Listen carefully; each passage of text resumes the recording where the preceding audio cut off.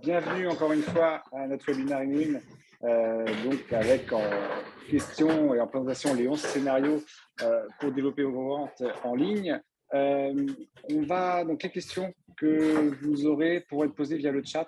Je suis ça en direct et j'interviendrai moi pour les poser à nos intervenants. Alexandre, tu peux avancer la présentation s'il te plaît. Alors, le déroulé, pourquoi ce webinaire? Après, on aura une présentation du réseau InWin par Olivier, qui est le président de la SS InWin. Également une présentation de notre solution Probance, donc la solution qui permet également de dérouler des scénarios qui vous sont présentés juste après. On aura le témoignage d'un client, Gabriel, sur son site Food-Up, et également un temps d'échange qui vous sera proposé. Je ne sais pas si vous avez entendu que mon micro était coupé. Les questions, c'est via le chat. J'y répondrai. Enfin, je demanderai aux intervenants d'y répondre. Et comme ça, on aura un bon webinaire où vous aurez vraiment les réponses à vos questions. Alors, pourquoi ce webinaire sur Réseau InWin? Donc, on va vous présenter juste par la suite. On aime, nous, mettre en avant nos méthodes et montrer au grand public comment on fait pour améliorer et surtout pour que nos clients rencontrent du succès sur le web. Donc, on va vous présenter ça juste après avec Olivier qui va nous présenter le Réseau InWin. Je te laisse la parole, Olivier, par rapport au réseau. Oui, merci Wilfried pour me donner la parole. Merci à tous d'être présents à ce webinaire. Merci à Alexandre d'avoir accepté de le co-animer et qui montre qu'on a un beau partenariat, le réseau InWin Digital Expert et la société Probance. Donc sur la slide d'après, il y a quelques informations sur InWin. En fait, on aime se présenter vis-à-vis de nos annonceurs avec cette phrase-là, qui est « Construisons ensemble une stratégie digitale innovante et performante ». En général, les agences digitales cherchent toutes à dire qu'elles sont différentes, mais la vraie différence d'une agence InWin, c'est qu'elle intervient dans la construction de la stratégie. Donc, on discute avec nos annonceurs le plus en amont possible pour les conseiller sur les meilleures prestations. Ça peut être un nouveau site, la refonte d'un site ancien, ça peut être du référencement naturel, du référencement payant, des sociétés comme des solutions comme de l'automation qu'on va voir aujourd'hui, ou toutes les solutions qui correspondent à ce que l'annonceur doit mettre en place pour construire sa stratégie. Sur la slide d'après, on présente la promesse que l'on fait à nos clients, c'est faites-vous accompagner dans votre réflexion stratégique par des experts digitaux de proximité. En fait, chaque dirigeant d'agence dans le réseau InWin, aujourd'hui il y en a à peu près une vingtaine sur tout le territoire, chaque dirigeant d'agence a eu un passé dans le monde de l'entreprise avant d'arriver dans le digital. C'est des gens qui ont vécu dans des PME où ils avaient des postes à responsabilité et donc ils peuvent intervenir directement auprès du dirigeant pour l'accompagner dans sa réflexion et lui proposer les solutions qui lui conviennent. Donc chaque situation pour nous est une solution différente et on propose des projets sur mesure à tous nos annonceurs. Et sur la slide qui suit, on a réparti nos domaines d'intervention en 5. Donc, le plus important pouvant être, bien sûr, le site Internet, site vitrine, site e-commerce, site catalogue, selon les besoins. Mais on la met en deuxième domaine d'intervention. Le premier, c'est le web marketing, référencement naturel, référencement payant et surtout l'analyse de la performance. C'est quelque chose dont on va parler aujourd'hui, qui est la fidélisation. Mais on a 3 autres domaines de compétences. Tout ce qui est e-relation, notamment par du community management, par de l'emailing, c'est ce dont on parle aussi aujourd'hui. La formation, c'est un domaine très important dans l'intervention des agences InWin. L'objectif est de rendre nos clients autonomes et donc qu'ils comprennent ce que l'on fait pour eux et puis qu'ils puissent en prendre parti et avancer dans l'autonomie de leur solution digitale. Et on termine par les solutions de productivité. Certains nous sollicitent pour de la veille stratégique. On a d'ailleurs eu un webinaire qui parlait de ça il y a quelques mois. Mais on peut aller jusqu'à la fourniture de CRM et de ERP. Le réseau InWin Digital Expert est adossé à un groupe qui est le groupe InWest. Donc, on a la souplesse d'une agence de proximité, une agence qui est proche de chez vous, et derrière, toute la production faite par un grand groupe qui est spécialisé sur le digital. On pourrait répondre à plus de questions sur le réseau InWin si vous le souhaitez. Le but de ce webinaire n'est pas de parler que de InWin, c'est de parler de solutions d'automation. Donc, si on avance dans la présentation, je donne la parole à Alexandre qui, lui, va rentrer dans la solution Probance. Merci Olivier pour la passation de parole. Merci aussi pour l'organisation et l'opportunité de participer à ce webinaire. Ce que vous voyez là s'afficher peut-être sur la présentation, c'est un adage du marketing qui est connu, reconnu, souvent étudié, souvent dispensé en école de commerce, en école de com, en école marketing, mais qu'au final, qui se révèle la réalité, il est beaucoup plus cher. Et ça, c'est quelque chose, je pense, que beaucoup d'entre vous, soit en tant qu'agence, soit en tant que consultant, soit en tant qu'e-commerçant, soit en tant que commerçant tout court, arrivez, je pense, à le voir, il est beaucoup plus cher d'acquérir des nouveaux clients que de fidéliser une base qu'on a déjà. Et souvent, on met beaucoup plus d'efforts sur l'acquisition. C'est souvent l'un des premiers canaux auxquels on pense. Quand on se lance, il faut évidemment faire de l'acquisition, sinon, sans quoi on n'a rien du tout. Mais en réalité, une fois qu'on a une petite base qui est déjà là, eh ben, on ne pense pas forcément à ce qui vient en aval. Et c'est un peu l'objet de ce webinaire aujourd'hui. On va parler de scénarios d'automatisation, on va parler de meilleures pratiques en termes de scénarios, de parcours client. On pourra parler recommandations de produits, etc. L'idée étant de répondre à la question, c'est comment je fais en tant que commerçant, en tant qu'e-commerçant, en tant que personne qui est une activité en ligne pour fidéliser cette mine d'or que représente ma base d'email, ma base de clients qui ont créé un compte, qui ont peut-être acheté une fois ou deux sur mon site web. Cette base d'email qui représente vraiment une opportunité de croissance énorme avec très peu d'investissement, on y reviendra, et avec du retour sur investissement qui est beaucoup plus souvent, beaucoup plus garanti et beaucoup plus concret que sur d'autres canaux qu'on peut avoir comme l'acquisition. Même si, il faut garder en tête, pendant toute la durée de la présentation, que les deux vont de pair. L'idée n'est pas de faire de l'acquisition versus de la fidélisation, parce que la fidélisation, au bout d'un moment, forcément, ça s'érode, quand c'est mal fait, quand c'est logique, il faut voir les deux comme un cercle vertueux. Tout d'abord, pour remettre peut-être le contexte, certains d'entre vous connaissent sûrement la définition de ce qu'est le marketing automation, mais d'une manière globale, sans rentrer dans le contexte e-commerce, on y reviendra. Le marketing automation, c'est l'ensemble des actions qui vont automatiser une partie des actions régulières, un peu répétitives, tout ce qui a peu de valeur ajoutée quand on est patron d'entreprise, quand on est directeur communication, directeur marketing, tout un tas d'actions qui peuvent être en fait automatisées. Il y a plein d'usages différents. Il y en a qui vont utiliser le marketing automation pour prospecter des nouveaux clients, des nouveaux marchés. Ça marche pas mal sur le B2B, le RGPD le permet. On peut communiquer automatiquement sur les événements qu'on fait, inviter des clients ou des prospects à venir, sans avoir forcément à faire tout ça en manuel. L'automatisation de factures aussi est une chose qui commence à beaucoup se développer. Et là, notre sujet à nous aujourd'hui, c'est fidélisation des clients. On va parler d'emailing, on pourra parler aussi de campagne SMS, tous ces canaux un peu classiques qui sont loin d'être morts et qui peuvent être en fait automatisés, optimisés. Il y a plein d'avantages au marketing automation. C'est aussi l'idée de ce webinaire, c'est de sensibiliser tout le monde à ça. Que demain, vous travaillez avec Inwin, que vous travaillez avec Probance ou pas, on ne peut pas s'en passer, au final, aujourd'hui, en 2022, d'avoir une solution. L'idée étant évidemment de gagner du temps. Je vous disais, action répétitive à peu de forte valeur ajoutée. On va essayer d'automatiser une grande partie de ça. Mieux comprendre les prospects. Le but étant de faire du marketing automation, mais qui soit au mieux personnalisé, autant que possible. On ne va pas envoyer les mêmes campagnes à tout le monde. Aujourd'hui, ça ne marche plus de faire du générique.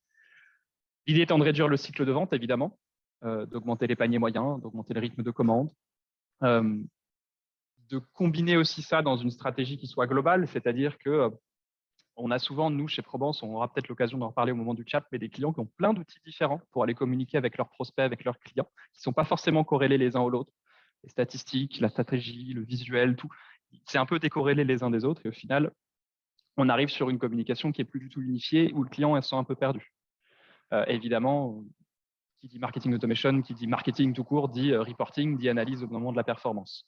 Les inconvénients qu'on peut avoir avant de se lancer dans le marketing automation, c'est des classiques. De toute façon, pour tout investissement, c'est de se dire, OK, ça peut valoir cher au démarrage, ça peut valoir cher à l'implémentation, ça peut valoir cher dans le temps. Le prix peut être un vrai frein quand on ne connaît pas les bons outils, quand on n'est pas forcément guidé par les bonnes personnes.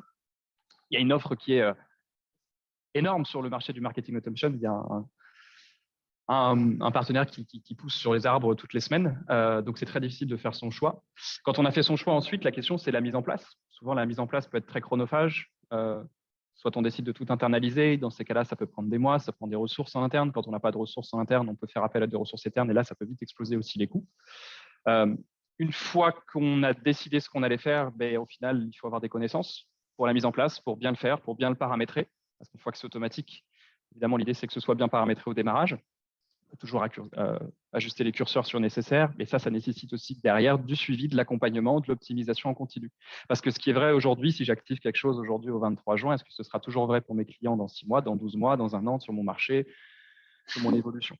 Et donc, en un mot, au final, l'inconvénient principal du marketing automation, je mets le coût de côté parce qu'on aura l'occasion d'en reparler et ça peut être très variable aussi selon avec qui vous travaillez, ce que vous avez envie de mettre en place. Mais souvent, c'est les problématiques principales, c'est les problématiques de temps.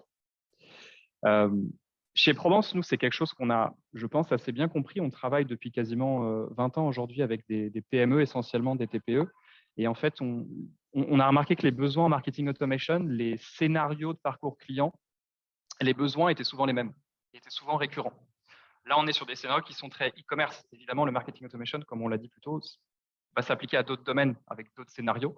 Pour ce qui est du e-commerce, on va être souvent sur ces 11 scénarios-là, comme beaucoup d'entre vous peuvent connaître. Évidemment, on va parler de relance panier. La relance panier, votre petit module PrestaShop, c'est du marketing automation. Et en fait, des scénarios, il y en a plein d'autres qu'on va pouvoir mettre en place. Nous, qu'on conseille en tout cas à tous nos clients, qu'on active pour eux au début, c'est cela. Vous avez de l'upsell et du cross-sell, donc je disais pour favoriser la vente liée, favoriser des paniers moyens, favoriser plus élevés, favoriser du réachat fréquent, des renouvellements d'achat là qui vont être pas mal pour les produits consommables. Évidemment, une automatisation, je vous ai gain de temps. Quand vous faites une newsletter et que vous présentez vos nouveautés produits, vous avez des nouveautés produits tous les mois. Faire une newsletter tous les mois, voire plusieurs fois par mois, c'est extrêmement chronophage. Il y a des scénarios qui peuvent le faire. Pas forcément de valeur ajoutée là-dessus. On appelle nous l'alerte nouveaux produits, mais c'est la même chose pour les promotions et les baisses de prix.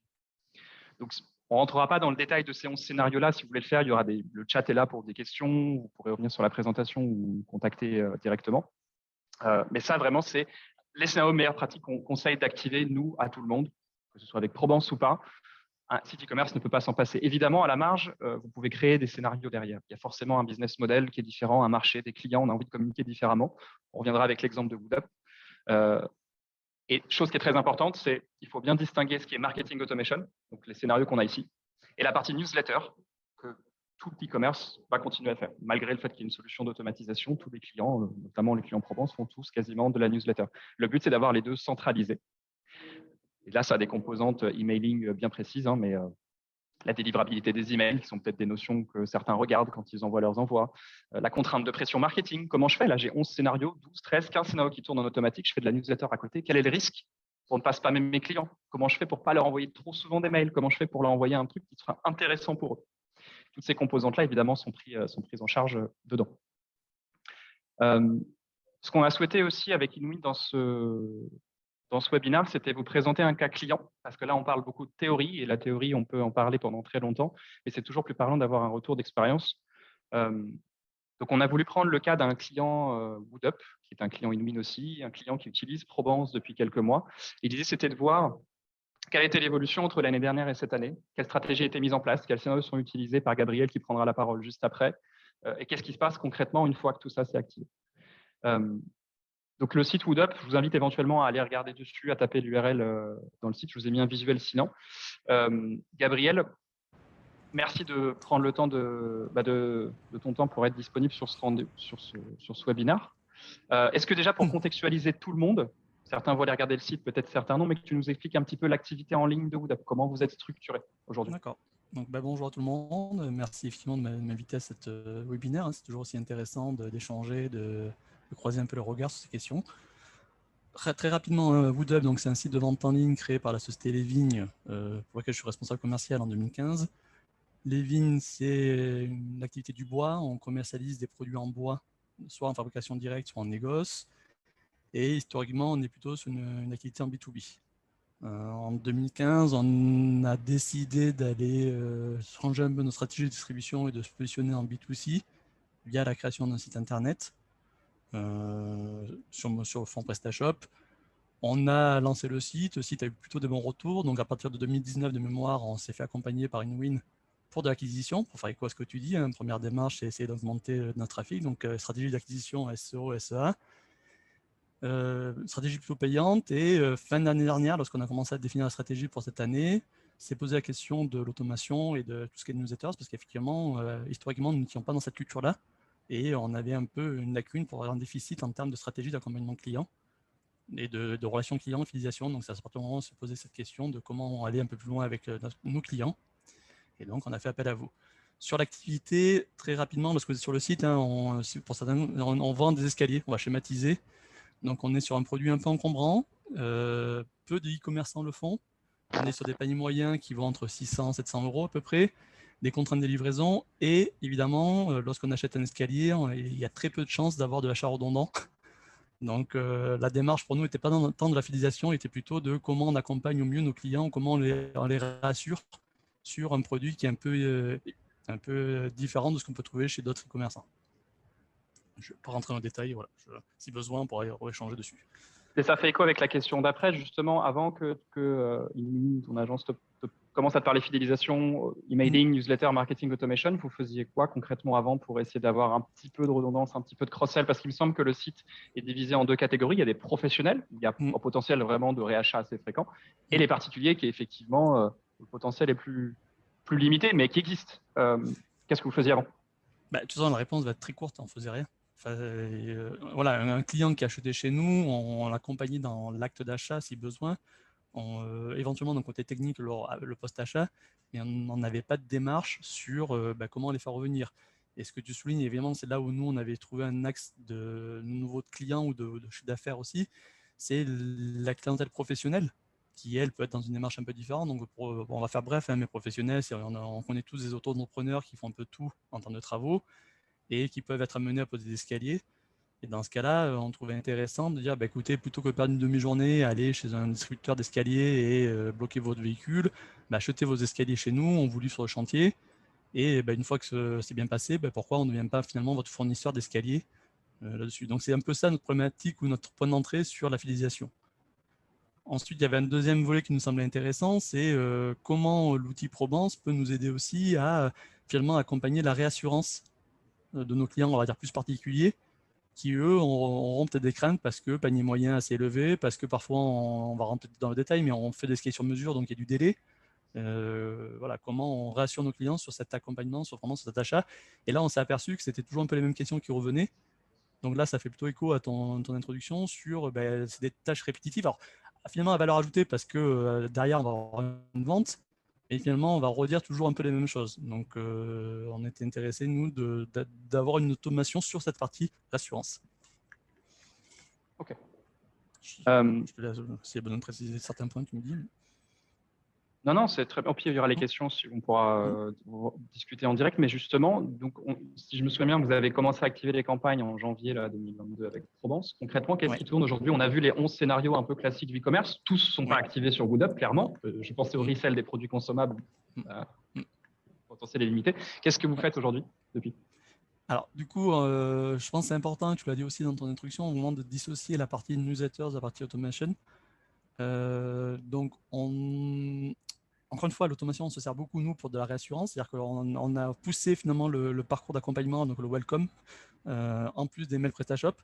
C'est-à-dire que si la vente… Alors, ce qui est bien aussi, c'est qu'on peut paramétrer. Donc, s'il y a eu une vente, du coup, le mail ne part pas en automation.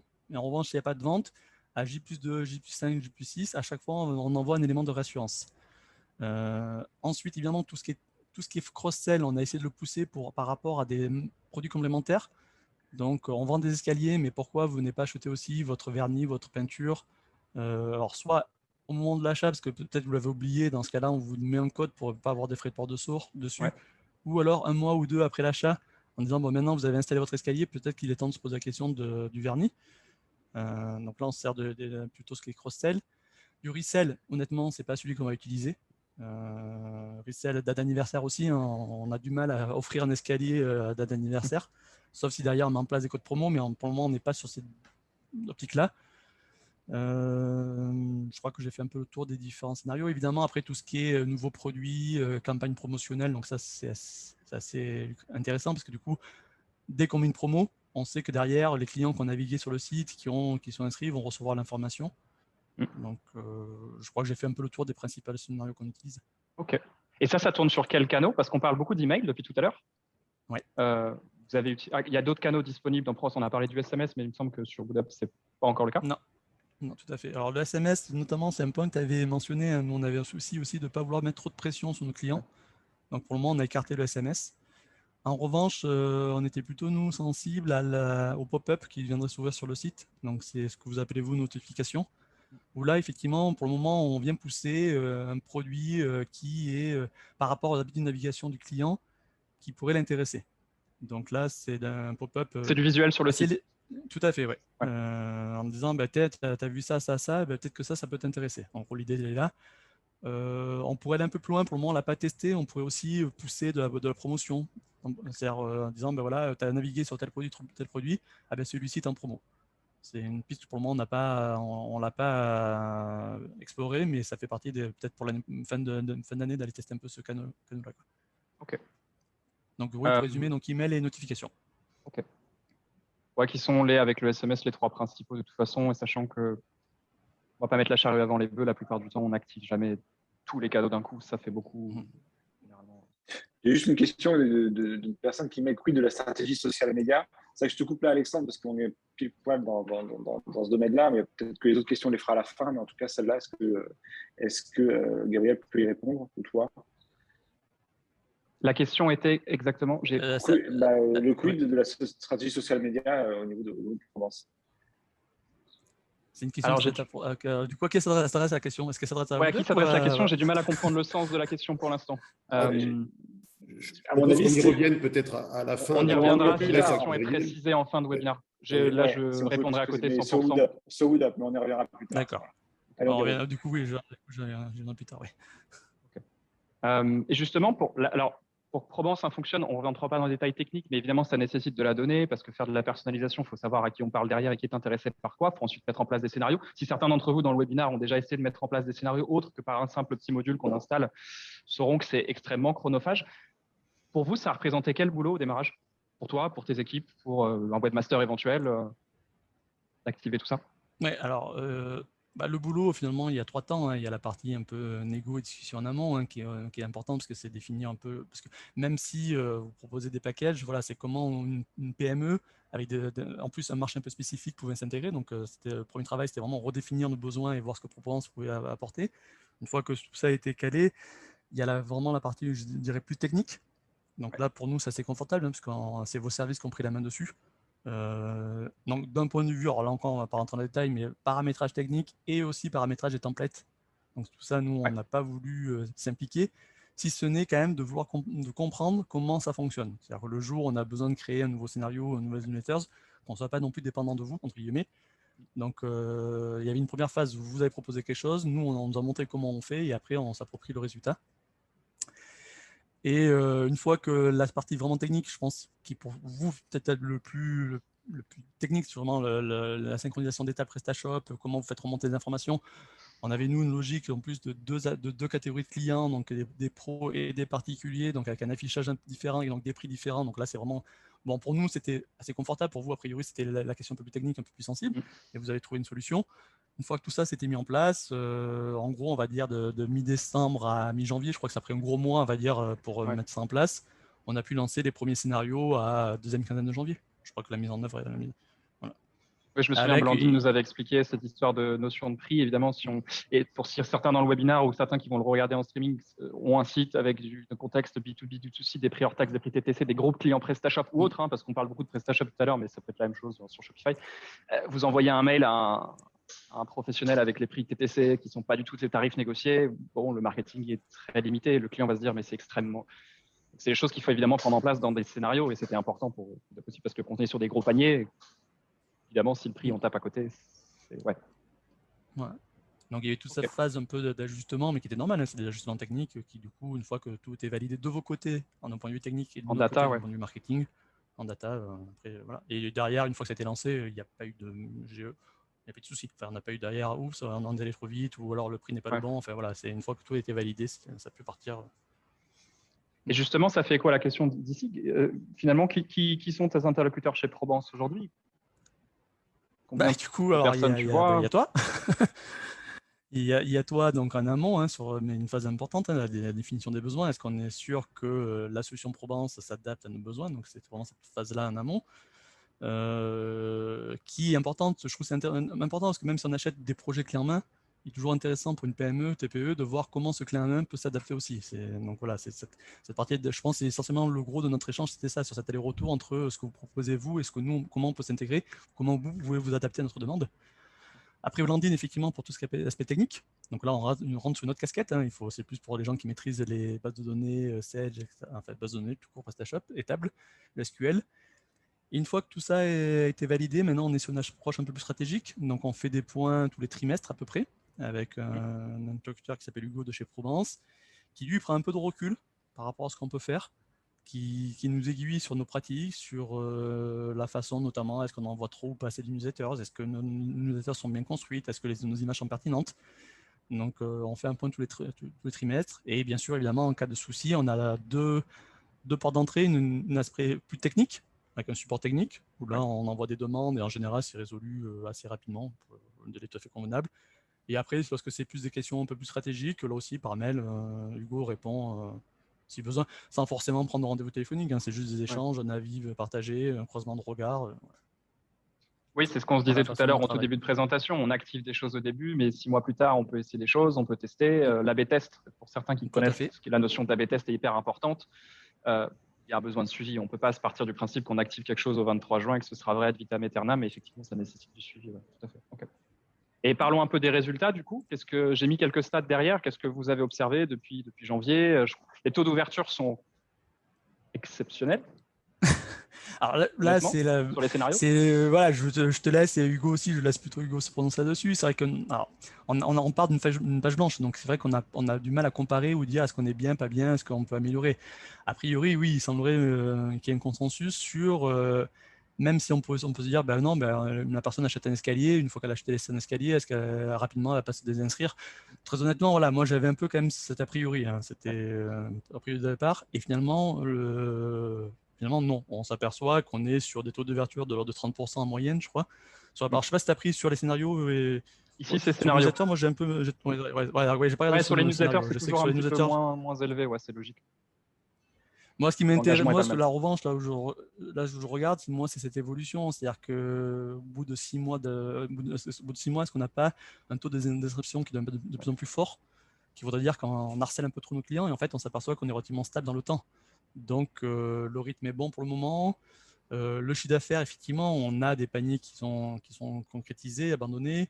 On n'a pas parlé, oui, effectivement, nous, on propose aussi des devis sur le site, et on se sert de l'outil aussi pour faire de la relance de devis, ce qu'on ne faisait pas, nous, naturellement. Donc, ça permet aussi de concrétiser des devis. Enfin, donc, oui, les résultats sont plutôt positifs, tout à fait. Okay. Mais on est sur... Pour être tout à fait franc, on est sur du ressenti positif. Je pense que les chiffres sont bons aussi, mais avant tout, ce que je retiens, moi, c'est un ressenti. On sent que ça apporte une solution, on n'a pas des inscriptions en masse, on n'a pas de spam, on n'est pas blacklisté. Donc, on va continuer sur ce qu'on va faire, on va peaufiner, on va... Ouais. Okay. Qu'est-ce que tu apprécies, toi, dans ton usage quotidien de Probance, dans la solution, dans le suivi? On parlera du suivi après, c'est la question suivante que j'avais prévue, mais surtout, comment en tant que PME ou en tant que TPE, tu appréhendes l'utilisation d'MT Provence qui peut faire peur? On parle de 0 email envoyé il y a un an à 11 scénarios activés, de la newsletter plus régulière. Comment vous le vivez au quotidien, qui l'utilise? Donc on est deux à l'utiliser, hein, donc notre apprenti stratégie digitale, hein, qui va être un peu plus sur de l'opérationnel, on va dire. Elle aussi, elle partait de zéro, donc finalement, assez rapidement, elle est montée en compétences. Donc j'en retire qu'elle est certes performante, mais aussi c'est que l'outil est assez facile à s'approprier. On est sur des templates avec des blocs à paramétrer. Enfin voilà, quelqu'un qui manie un peu ce genre d'outil arrive assez rapidement à se projeter et à l'utiliser. Non, ce qui peut faire peur au départ, c'est effectivement tout ce qui est personnalisable. C'est-à-dire que le nombre d'options qui peut être très important, c'est se dire finalement, est-ce qu'on va pas un peu se noyer? Et au final, non, c'est une fois qu'on a à peu près en tête ce qu'on veut faire et ce qu'on veut mettre en avance, c'est assez intuitif. Donc, d'où l'importance de vraiment définir en amont à qui on s'adresse, qu'est-ce qu'on va mettre en avant, quel message on veut faire passer, quel message ou quel produit. Et une fois que tout ça est bien défini, l'outil est assez intuitif. Ok. Et la dernière question, c'est plutôt le ressenti. Alors là, on a parlé de ressenti opérationnel, mais ce qui est important, c'est aussi le suivi derrière. Est-ce que tu peux nous décrire un petit peu le suivi avec Provence, avec Hugo surtout, qui est ton interlocuteur maintenant privilégié au quotidien, j'allais dire quasiment. Quel retour d'expérience tu as là-dessus sur le suivi?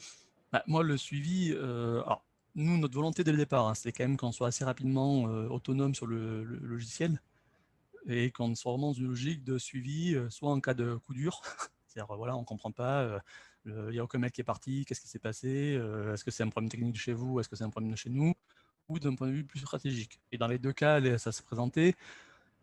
Premier cas, effectivement, il y a des mails qui ne sont pas partis, et du coup, on s'est aperçu que c'était notre faute, parce qu'on avait mal paramétré, du coup, ça a bloqué des emails, donc on est servi comme retour d'expérience, nous, sur le montant en compétences. Et là, le retour s'est fait même pas dans les 24 heures. Et sur les stratégies, on s'en sert souvent sur des A/B tests. C'est-à-dire que moi, j'aime bien de temps en temps, parce qu'on a tous nos a priori, on a toutes nos idées, et de dire, bah là, quelqu'un qui n'est pas forcément dans le domaine, qui n'a pas forcément la connaissance du produit, mais qui du coup a la compétence métier sur l'automation, comment il ressentirait s'il recevait ce mail-là, comment il le percevrait. Et voilà, et donc Hugo me fait un retour en disant, ben non, mais moi, l'image, je la mettrais plutôt en haut, plutôt en bas, ou essaye de faire le test, tu regardes ce que ça donne. Voilà. Donc, et toujours avec à part les points de vue trimestriels, lorsque j'ai besoin de vous solliciter, j'ai une réponse assez rapide et assez pertinente. Donc tout va bien dans le meilleur des mondes. Nickel. Merci Gabriel pour ce témoignage. Je crois que c'était la fin des questions qu'on avait prévues ou les points qu'on avait prévu d'aborder. Évidemment, s'il y en a d'autres, des questions qui viennent, que ce soit pour Gabriel, pour Olivier, pour moi, n'hésitez pas à les poser. Ouais. Excuse-moi, je t'ai coupé la parole. J'avais une question de combien de mails étaient envoyés en fait. Combien de mails envoyés? On parle toujours de WoodUp? De WoodUp, oui. Gabriel, je te laisse donner les informations que tu juges. Si tu as accès plus rapidement que moi, parce que alors moi, les mails, en nombre de mails, je sais pas, j'ai regroupé, moi je suis sur une quarantaine de newsletters qui ont été envoyés, à peu près avec 5000 clients par newsletter, je crois que c'est à peu près ça, si on est dans la grosse masse. En revanche, sur le scénario, je n'ai pas fait le cumul.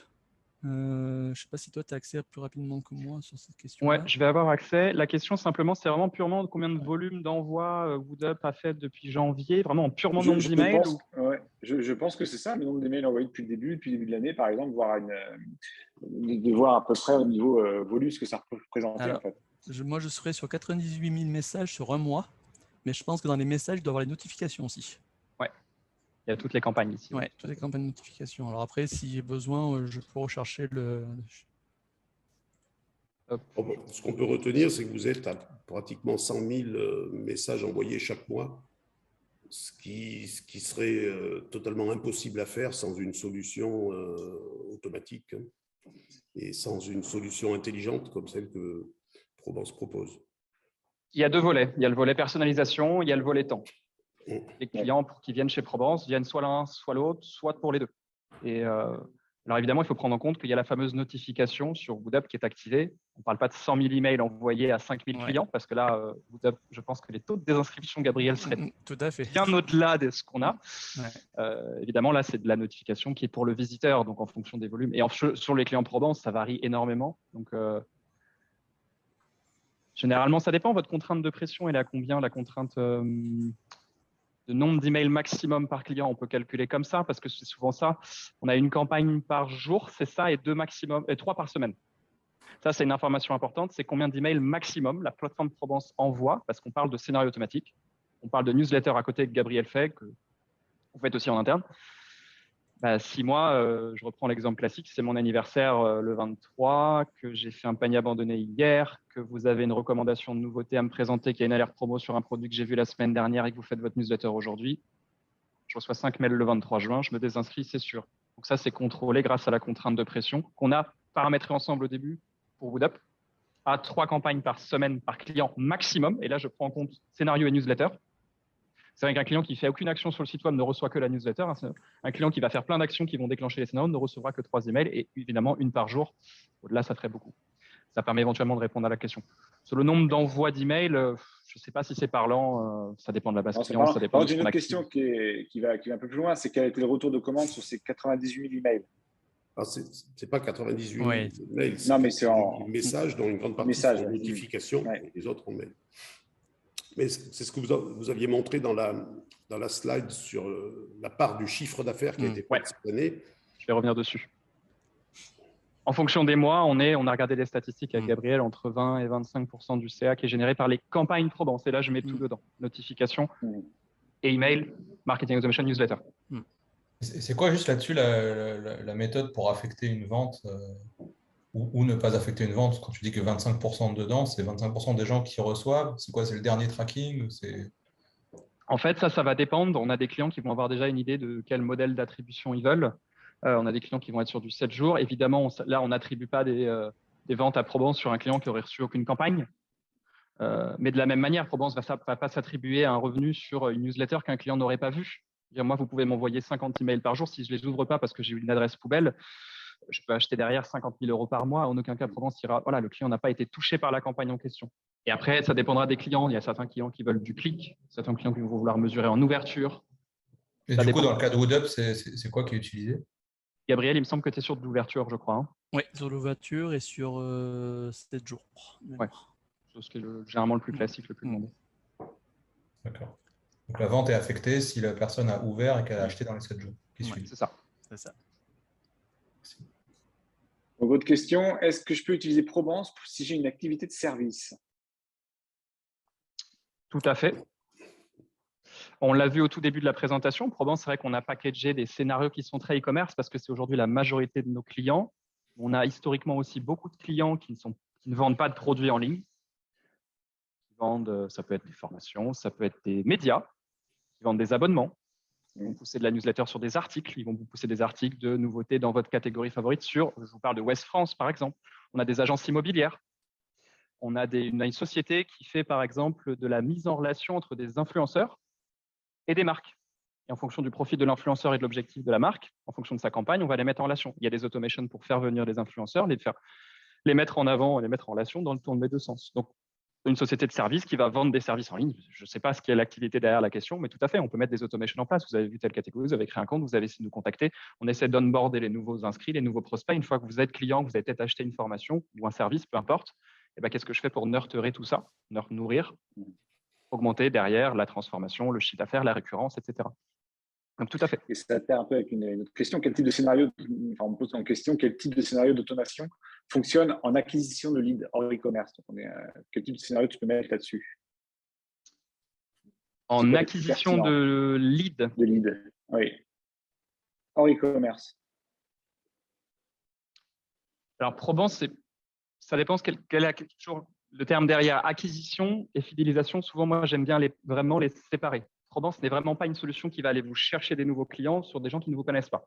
Notre métier, c'est de fidéliser des gens qui vous connaissent, qu'ils soient clients ou pas, mais c'est une base que vous avez. Donc, si la question est ensuite, Probance va aller chercher de nouveaux clients, ce serait faux. On n'est pas du tout sur les mêmes métiers. Une fois que vous avez un lead potentiel, par contre, on est en train de discuter notamment avec un projet, je me souviens d'une solution logicielle où il y a beaucoup de leads entrants, des gens qui font des démos. Donc, on est très loin du e-commerce.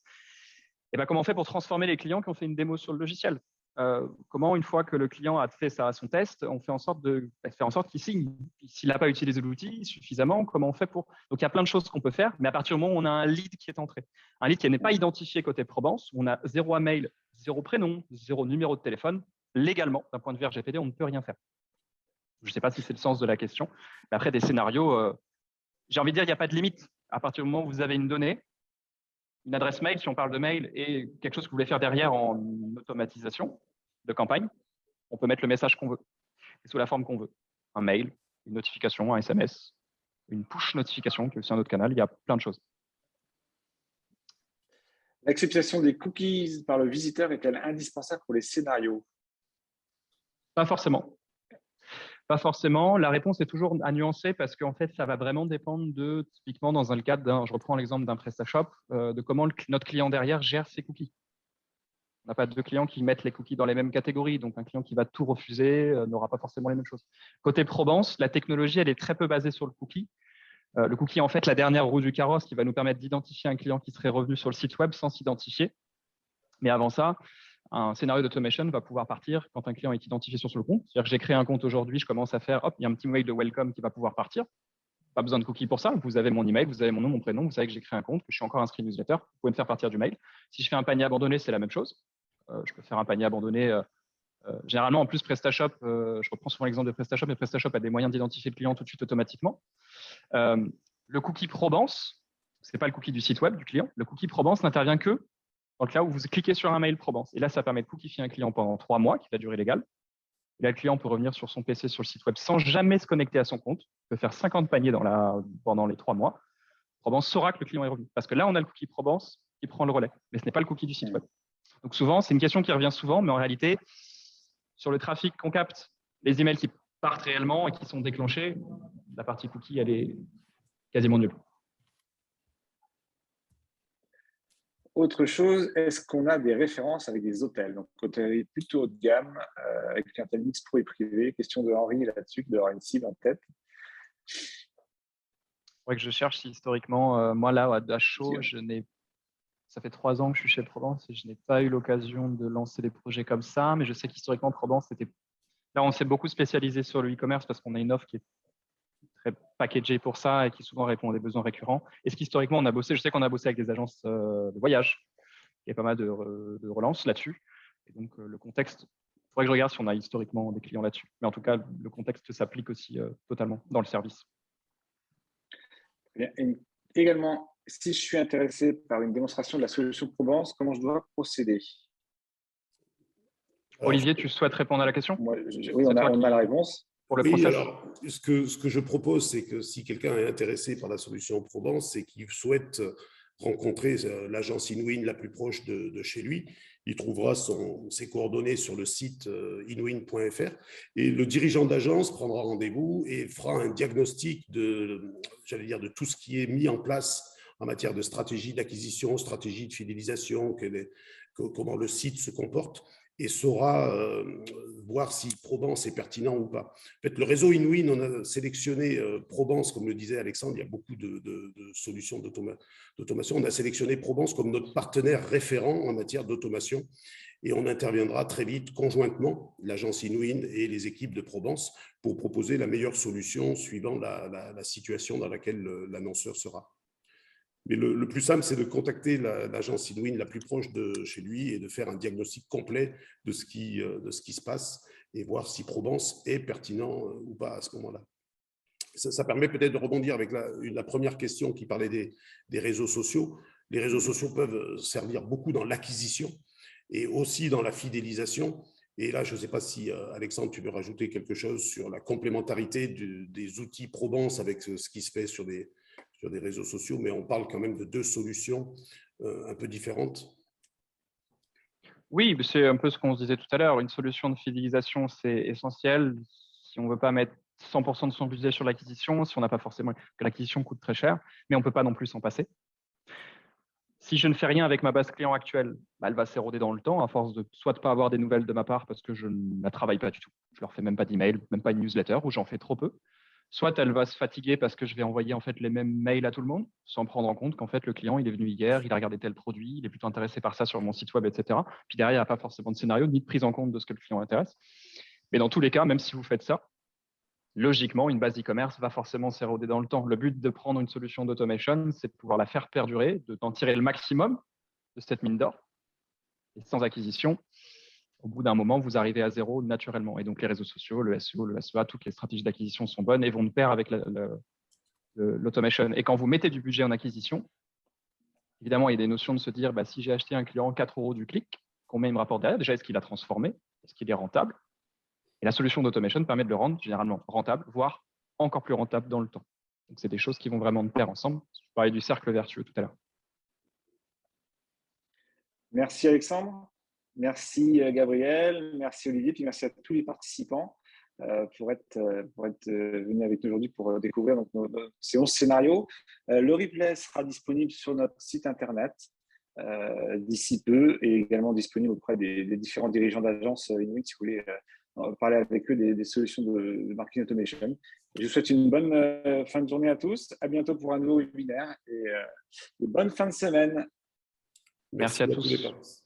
Bonne journée.